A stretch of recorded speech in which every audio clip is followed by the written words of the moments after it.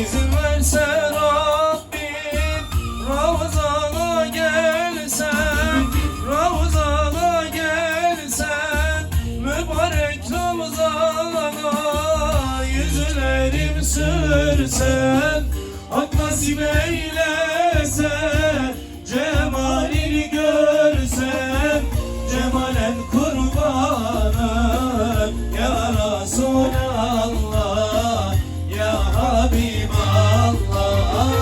Aramızda engel var, gelemem ki adına kurbanım ya Resulallah. Aramızda engel var, gelemem ki adına kurbanım ya Resulallah, ya Habiballah.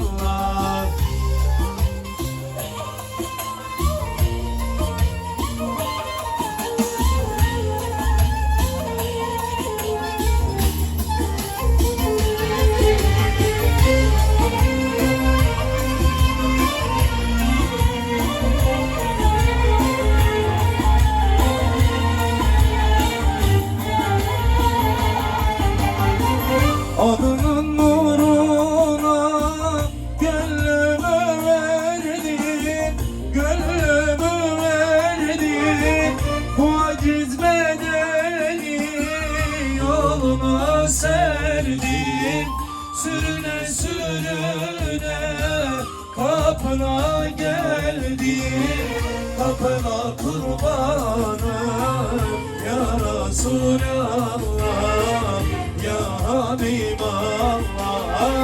Aramızda engel var, gelemem ki adına kurbanım ya Resulallah.